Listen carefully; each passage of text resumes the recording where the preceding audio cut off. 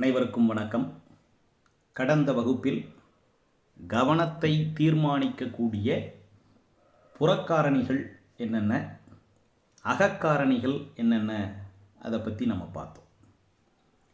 இந்த புறக்காரணிகள் அகக்காரணிகள் இரண்டினால் கவனம் எந்த வகையில் பாதிக்கப்படுகிறது, அப்போ அந்த காரணிகளை நாம் எவ்வாறு கற்றுக்கொள்ள வேண்டும், கட்டுப்படுத்த வேண்டும், பழக்கப்படுத்த வேண்டும் என்பதையெல்லாம் நாம் பார்த்தோம்.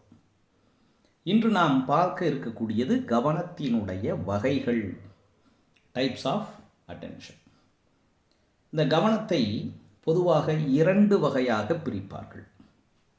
என்னென்ன அப்படின்னா, முயற்சியற்ற கவனம், முயற்சி சார்ந்த கவனம்.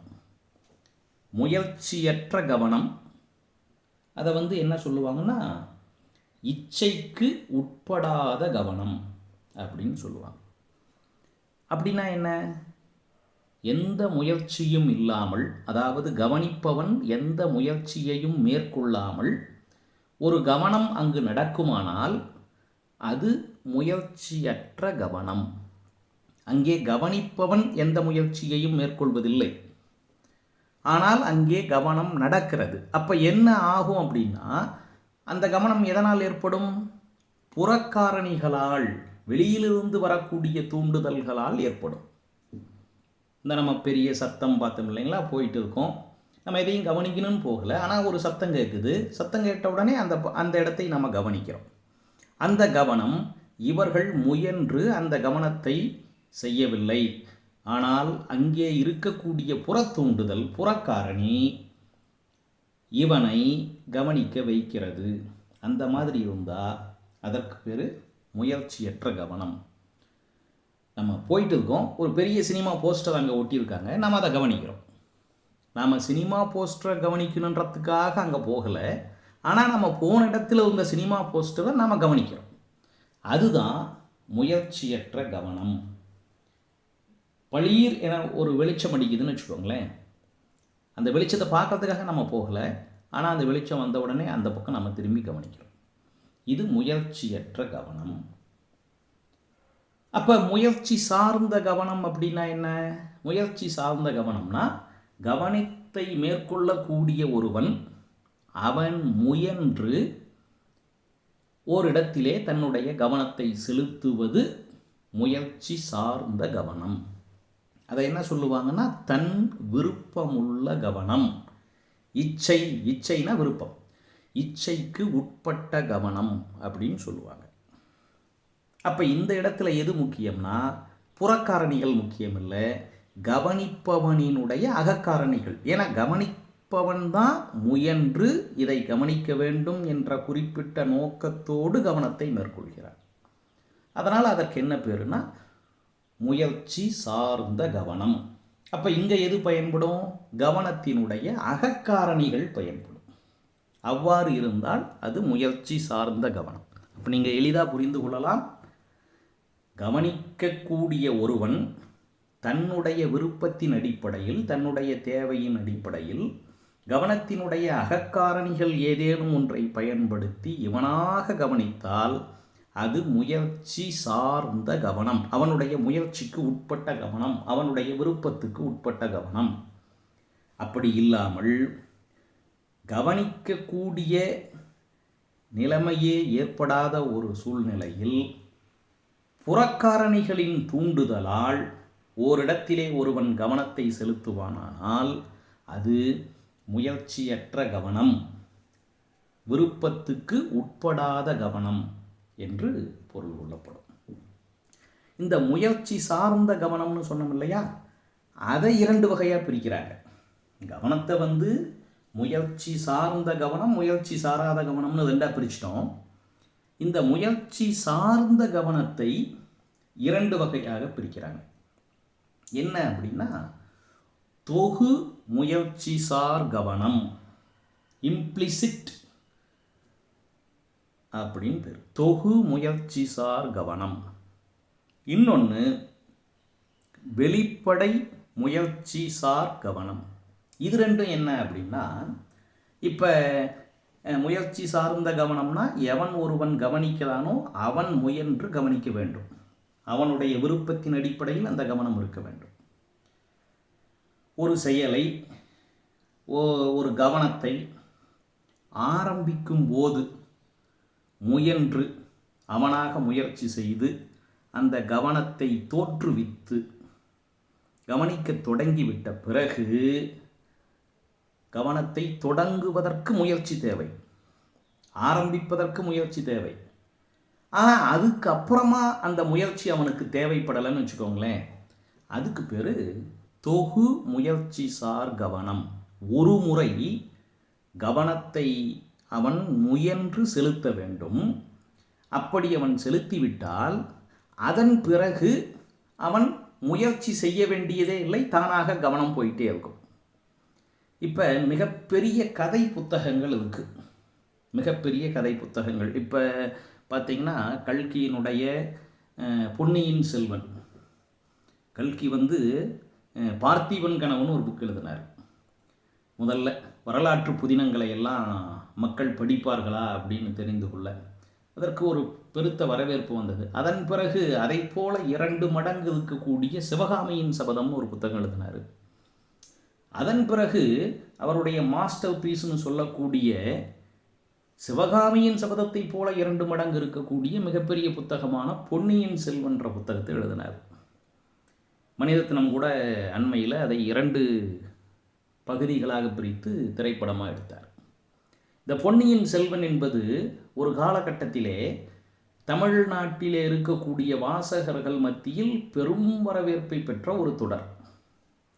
அது இப்போ தொகுத்து புத்தகமாக வந்திருக்கு. நம்ம புத்தகத்தை எடுத்து பார்த்தோம்னா 5 தொகுதி இருக்குது, அப்படியே பைன் பண்ணி 5 தொகுதி இருக்குது. நம்ம பார்த்த உடனே என்ன நினைப்போம், இவ்வளோ பெரிய புத்தகமா, அடே சாமி, இதை எப்போ படித்து முடிக்கிறது அப்படின்னு நம்ம கொஞ்சம் மலைப்பு ஏற்படும். அப்போ நமக்கு அங்கே என்ன, இப்போ நம்ம அதை படிக்கணும் அப்படின்னு ஒரு தேவை இருக்குது அல்லது ஆர்வம் இருக்குது, ஆனால் புத்தகத்தினுடைய அளவு ரொம்ப பெரியதாக இருக்குது. அப்போ நம்ம என்ன செய்வோம்னா உட்கார்ந்து முதல்ல முயற்சி பண்ணி படிக்க ஆரம்பிப்போம். அதனுடைய முதல் காட்சியில் வந்தியத்தேவன் குதிரை மேலே ஏறி காவிரி அந்த ஓரமாக போயிட்டு இருக்கக்கூடிய காட்சி. நீங்கள் அதில் ஒரு 2, 3, 4 அத்தியாயங்களை முயன்று படிக்க தொடங்கிவிட்டால் அந்த நடையும் கதையின் சுவையும் எழுத்தினுடைய வசீகரமும் அடுத்து என்ன நடக்குமோ என்ற ஆர்வமும் உங்களை என்ன செஞ்சிரும், அதன் பிறகு அந்த புத்தகத்தை எடுத்து படிக்க படிக்க உங்களுக்கு ஆவல் தோன்றிவிடும். தொடர்ந்து நீங்கள் அந்த புத்தகத்தை படித்து முடிச்சிடுவீங்க. தொடங்குவதற்கு மட்டும்தான் அங்கே முயற்சி செய்து கவனத்தை ஏற்படுத்த வேண்டும். அதன் பிறகு ஒரு முறை முயன்று அந்த சுவைக்குள்ளே நாம் நுழைந்து விட்டால், அதனுடைய கதையினுடைய தன்மைக்குள்ளே, சுவாரஸ்யத்துக்குள்ளே நம்மை நாம் நுழைத்து கொண்டு விட்டால், அதன் பிறகு ஒவ்வொரு முறையும் நம்ம முயற்சி செய்ய வேண்டிய அவசியம் இருக்காது. அப்படி ஒரு முறை மட்டும் முயற்சி செய்து நம்முடைய கவனத்தை நுழைத்து விட்டு அதன் பிறகு தொடர்ந்து எந்த முயற்சியும் செய்யாமல் இருக்கக்கூடிய கவனம் இருக்கு இல்லையா, அதுக்கு தொகு முயற்சி சார் கவனம் என்று பெயர். மகாபாரதம் என்ற ஒரு மாபெரும் காவியம், இந்தியாவினுடைய இதிகாசங்கள் ராமாயணமும் மகாபாரதமும். ஒப்பீட்டு அளவில் பார்த்திங்கன்னா ராமாயணத்தை விட மகாபாரதம் மிகப்பெரிய கதை, ஏராளமான கிளைக்கதைகள் உண்டு. இன்னும் சொல்லப்போனால் நம்முடைய வாழ்க்கையிலே நாம் சந்திக்கக்கூடிய மனிதர்களிடம் இருக்கக்கூடிய அந்த குண நலன்கள் அனைத்தும் மகாபாரதத்திலே வரக்கூடிய பாத்திரங்களில் ஏதாவது ஒரு பாத்திரத்திலாவது ஒரு இடத்திலாவது அதை போன்ற ஒரு குணத்தை நாம் பார்த்து விட முடியும். அந்த அளவுக்கு ஒரு மாபெரும் காப்பியம் மகாபாரதம். ஒட்டுமொத்தமாக தூக்கி வச்சோம்னா அதை பார்க்கும்போதே ஒரு மலைப்பு ஏற்பட்டு விடும். ஆனால் நீங்கள் உள்ளே நுழைந்து விட்டால் அந்த கதை உங்களை இழுத்து கொண்டு போய்விடும். அப்போ ஒரு முறை முயற்சி செய்து கவனத்தை தோற்றுவித்து அதன் பிறகு மற்ற முறையெல்லாம் நீங்கள் முயற்சி பண்ண வேண்டிய அவசியம் இல்லை. அப்படி இருந்தால் அதுக்கு தொகு முயற்சி சார் கவனம் அப்படின்னு பேர்.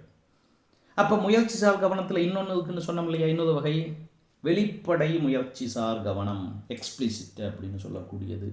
அப்போ அது என்ன? இப்போ இதை சொன்ன உடனே நீங்கள் அதை சொல்லிடலாம்.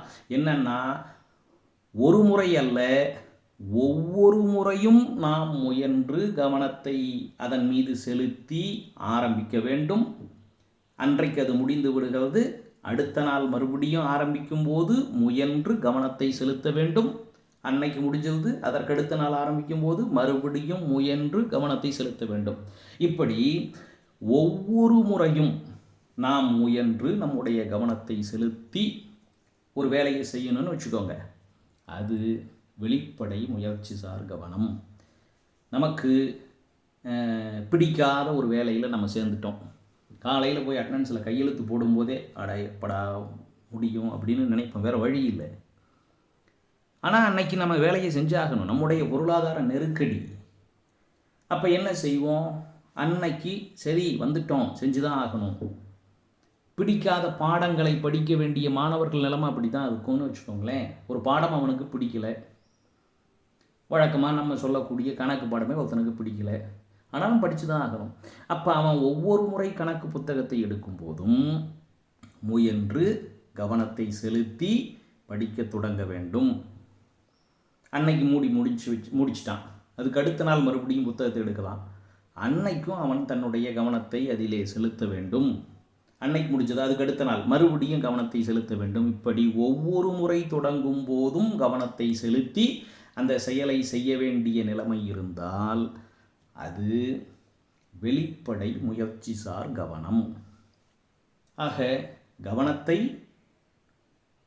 முயற்சி சார்ந்த கவனம், முயற்சியற்ற கவனம் அப்படின்னு ரெண்டாக பிரிக்கிறோம். முயற்சி சார்ந்த கவனத்தையே தொகு முயற்சி சார் கவனம், வெளிப்படை முயற்சி சார் கவனம் அப்படின்னு 2 வகையாக பிரிக்கிறோம். இது இல்லாமல் பழக்க கவனம் அப்படின்னு ஒன்று இருக்குது. பழக்கம், ஹேபிச்சுவல் அட்டென்ஷன், தன்னியல்பான கவனம்னு சொல்லக்கூடியது. இந்த பழக்க கவனம் அப்படின்றது ஏறத்தாழ முயற்சியற்ற கவனத்தை போன்றது. நாம் பழகிவிட்ட ஒரு செயல், நம்முடைய பழக்கத்தின் காரணமாக நாம் செய்யக்கூடிய ஒரு செயல் இருக்குது இல்லைங்களா, அது அங்கேயும் கவனம் இருக்குது, ஆனால் நம்முடைய பழக்கத்தினுடைய விளைவாக ஏற்படக்கூடியது. இப்போ நீங்கள் முதன்முறையாக ஒரு வண்டியை ஓட்ட கற்றுக்கும் போது அதனுடைய கீர் எங்கே இருக்குது, கிளட்ச் எங்கே இருக்குது, பிரேக் எங்கே இருக்குது, எல்லாத்தையும் நம்ம கவனித்து ஓட்டுவோம். அதன் பிறகு நம்ம வண்டி நல்லா பழகிய பிறகு வண்டியை ஓட்டும்போது நாம் இதுதான் பிரேக்கு, இதுதான் கிளட்சு, இதுதான் கீர் போட வேண்டியது, இதுதான் பிரேக்கு, இதுதான் லைட்டு அப்படின்னு நம்ம கவனித்து அந்த வேலையை செய்யறதில்லை. ஏறி உட்கார்ந்தோம்னா நம்ம பாட்டுக்கு போகிறோம். நம்மையும் அறியாமல் நம்முடைய கவனம் அங்கே செயல்பட்டு கொண்டு தான் இருக்கிறது. ஆனால் கவனிக்கிறோம்ன்றது தனிப்பட்டு தெரியாமல் அந்த கவனம் நடக்கிறது. அப்படி இருக்கக்கூடிய கவனத்துக்கு பழக்க கவனம் அப்படின்னு பேர். இது ஒரு தனி வகை. இதை கவனத்தினுடைய வகைகளில் சேர்த்த முடியாது. ஏன்னா இது முயற்சியற்ற கவனத்தினுடைய ஒரு பிரிவாக நாம் இதை கருதி கொள்ளலாம். அடுத்தது கவனத்திலே கவர்ச்சி முயற்சி, இன்ட்ரெஸ்ட் அண்ட் எஃபர்ட். கவர்ச்சி அப்படின்னா ஆர்வம்.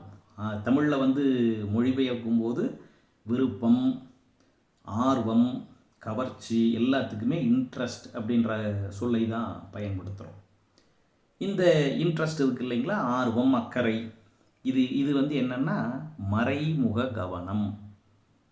ஒன்றின் மீது உங்களுக்கு ஆர்வம் இருந்தால்தான் அங்கே கவனமே தோன்றும். நம்ம நேற்றே பார்த்தோம், கவனத்தினுடைய அகக்காரணிகளில் மிக முக்கியமானது விருப்பார்வம், இன்ட்ரெஸ்ட். அதுதான் அடிப்படை. அந்த கவர்ச்சிக்கு இன்னொரு பேர் என்னன்னா மறைமுக கவனம், latent attention. Interest is latent attention. இது சொன்னது யாருன்னா வில்லியம் மெக்டூகல். நல்ல நினைவில் வச்சுக்கணும். கவர்ச்சி செயல்படும் போதுதான் கவனம் தோன்றுகிறது. ஆர்வம் இருந்தால் தான் கவனம் தோன்றுகிறது. அப்போ ஆர்வத்தோடு நாம் ஒரு வேலையை செய்யணும், அல்லது நாம் செய்ய வேண்டிய வேலையை ஆர்வம் இல்லாவிட்டாலும் ஏற்படுத்தி கொள்ள வேண்டும். இந்த ஆர்வத்தை தூண்டும் முறையில் ஏற்படுத்தி கவர்ச்சியை அடிப்படையாக கொண்ட கல்வி முறை, அந்த கல்வி முறைக்கு என்ன பேருன்னா நய போதனை முறை அல்லது மெல் ஆசிரியவியல் முறை, சாஃப்ட் பெடகோஜின்னு பேர். நய போதனை முறை அல்லது மெல் ஆசிரியவியல் முறை அப்படின்னு பேர். ஆக இது வரைக்கும் நாம் இந்த கவனங்களை குறித்த பல தகவல்களை நாம் பார்த்துருக்கிறோம். அப்போ வகுப்பில் மாணவர்களினுடைய கவனத்தை நம்ம கவரணும் அப்படின்னு சொன்னால் அவர்களுக்கு பாதிப்பு இல்லாத வகையில் முதல்ல இருக்காங்களா, உடல் பாதிப்பு, மனநிலை பாதிப்பு இல்லாத வகையில் இருக்கணும். அடுத்தது இப்போ இந்த நம்ம கவனத்தை பற்றி படித்த செய்திகளை நடைமுறையில் அப்ளை பண்ணுறது தான் நமக்கு வினாக்கள் கேட்பாங்க. நம்ம ஏற்கனவே என்ன பார்த்தோம், கவனம் என்பது அதிக சிரமம் இல்லாமல் இருந்தால்தான் நல்லா கவனிக்க முடியும்னு நம்ம பார்த்துருக்கோம். அப்போ அதை வகுப்பறைக்குள்ளே எப்படி பயன்படுத்த முடியும்னா, நல்ல வெளிச்சமாக இருக்க வேண்டும். குழந்தைகள் படிப்பதற்கு தேவையான வெளிச்சம் இருக்கணும், காற்றோட்டம் இருக்கணும், உட்காருவதற்கான வசதி இருக்கணும், அந்த வச்சு எழுதுறதுக்கான வசதிகள் இருக்கணும். இதெல்லாம் இருந்தால் தான் அவனால் அவனுடைய கவனத்தை மேம்படுத்த முடியும். அதே போல் தொடர்ந்து ஒரே பாடம் இருக்கக்கூடாது. நடத்தக்கூடிய பாடத்தை கவனத்தினுடைய புறக்காரணிகளை பயன்படுத்தி நாம் மாறுபடுத்தி காமிக்கணும். உறக்க பேச வேண்டும், குரலில் ஏற்றத்தாழ்வினை பயன்படுத்த வேண்டும், புதிய செய்திகளை கூற வேண்டும், பழைய செய்திகளை புதிய முறையில் கூற வேண்டும். வண்ண கரும்பலகை, அந்த கரும்பலகையில் வண்ண சாக்கட்டிகளை பயன்படுத்தணும். புதுமையான முறையில் இருக்கக்கூடிய அந்த நவீன தொழில்நுட்ப கருவிகளை எல்லாம் நாம் பயன்படுத்தணும்.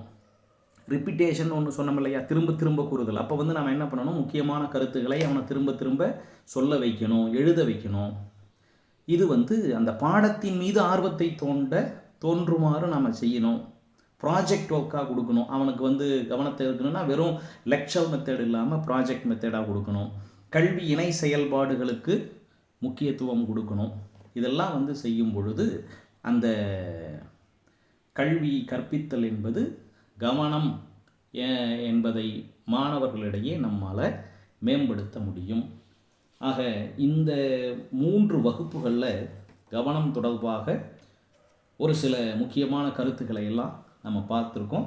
மீண்டும் ஒரு முறை அதில் நம்ம நினைவில் வச்சுக்க வேண்டியது என்ன அப்படின்னா, கவனம் என்பது ஒன்றினை தெளிவாக அறிவதற்காக செய்யப்படக்கூடிய முயற்சிக்கு தான் கவனம் அப்படின்னு பேர். இதை கவனமும் ஆர்வமும் ஒரு நாணயத்தின் 2 பக்கங்கள். இதை சொன்னவர் ராஸ் என்ற உளவியல் அறிஞர். கவனமும் ஆர்வமும் ஒரு நாணயத்தினுடைய 2 பக்கங்கள். இதை சொன்னது ராஸ்.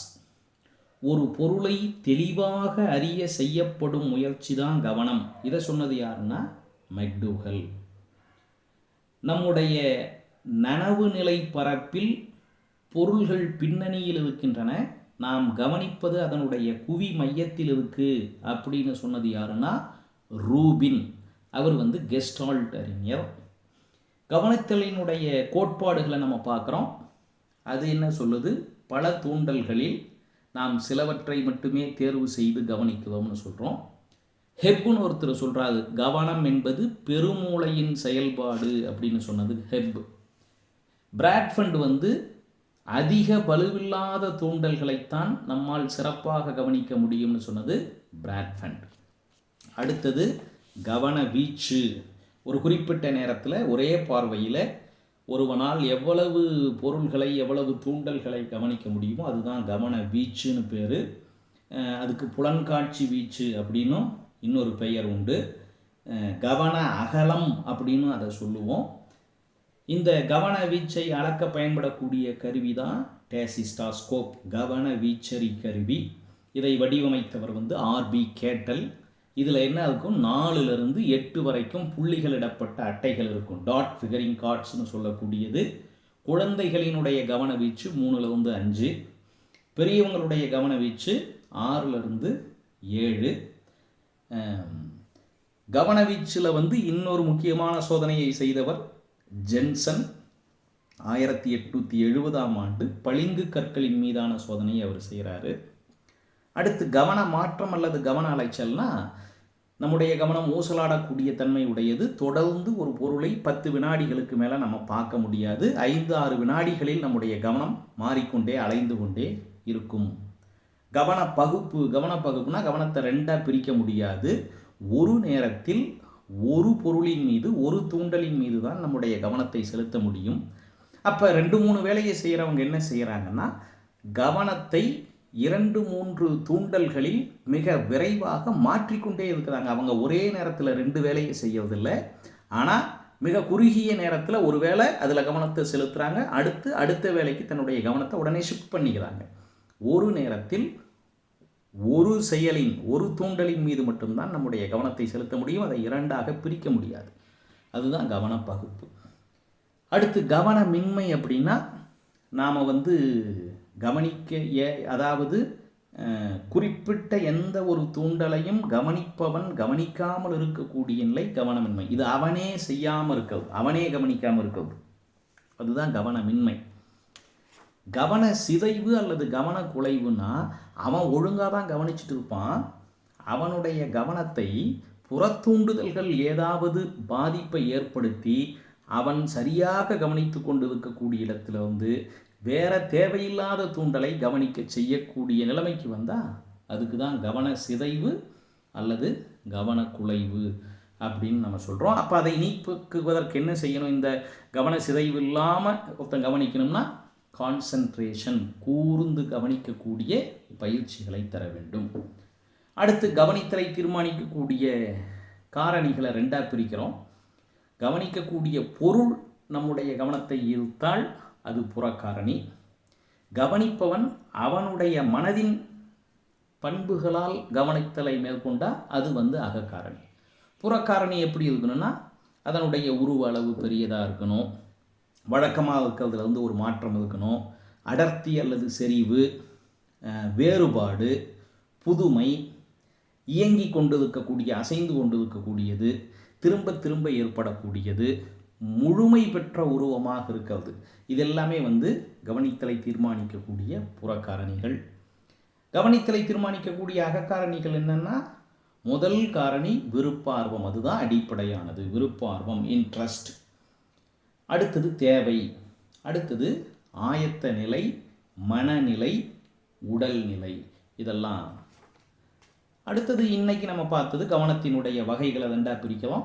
முயற்சியற்ற கவனம், முயற்சி சார்ந்த கவனம். இந்த முயற்சியற்ற கவனத்தினுடைய ஒரு பகுதியாக நம்ம பழக்க கவனத்தை சொல்லலாம்.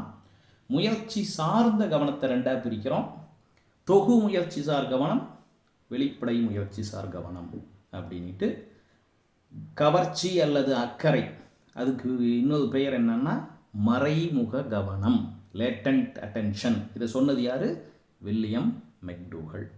ஆக இதுவரை நாம் கவனம் என்ற பாடப்பகுதி தொடர்பாக ஓரளவு ஒரு பருந்து பார்வை போல நாம் ஒரு சில தகவல்களை பார்த்துருக்கோம். நீங்கள் கூடுதல் தகவல்கள் வேண்டும் அப்படின்னா நீங்கள் அந்த நூலை, அந்த சிலபஸில் இருக்கக்கூடியதை எடுத்து, புக்கை எடுத்து படித்தீங்கன்னா தான் நம்மால் முழுமையாக கற்றுக்கொள்ள முடியும். இது உங்களுக்கு ஓரளவுக்கு இந்த கவனம் என்பதை பற்றிய ஒரு ரஃப் ஐடியாவை உங்களுக்கு கொடுத்துருக்கோம். அடுத்த வகுப்பில் நாம் புலன்காட்சி என்ற தலைப்பு குறித்து, பெர்செப்ஷன், இதை குறித்து நாம் பார்க்க இருக்கிறோம். நன்றி, வணக்கம்.